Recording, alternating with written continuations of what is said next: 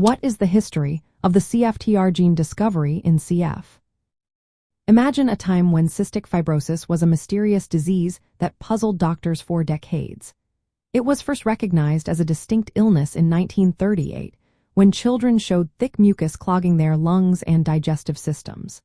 Doctors knew it was inherited in a pattern called autosomal recessive, meaning a child had to inherit two copies of the faulty gene to develop the disease.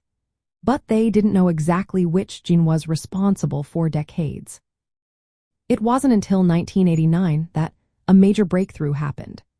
Researchers from different parts of the world, including teams led by Lapchit Tsui and Jack Reardon in Toronto, and Francis Collins at the University of Michigan, collaborated to find the gene causing cystic fibrosis.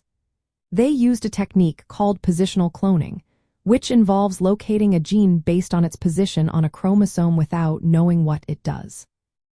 This was a groundbreaking approach because it was the first time a disease gene was identified this way, especially when its function was still unknown.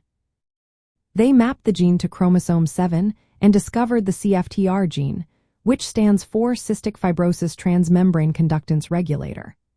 The most common mutation they found was a deletion of 3 DNA building blocks called delta 508 or PF508del. This mutation is responsible for most cases of cystic fibrosis worldwide. It disrupts the CFTR protein's ability to act as a chloride ion channel in cells lining the lungs, pancreas, and other organs. Without proper chloride transport, thick and sticky mucus builds up, causing the characteristic respiratory and digestive problems of CF. Finding the CFTR gene changed everything.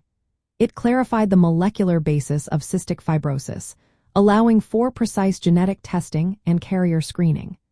It also opened doors for new treatments, including drugs that can improve the function of defective CFTR proteins. Over 2,000 mutations have now been identified in the CFTR gene, each affecting the protein differently. After the gene was discovered, newborn screening programs started in many countries in the early 1990s. This meant babies could be diagnosed early and receive treatment sooner, improving their health outcomes. The discovery also sparked research into gene therapy and the development of medications called CFTR modulators that help restore some function to the faulty protein.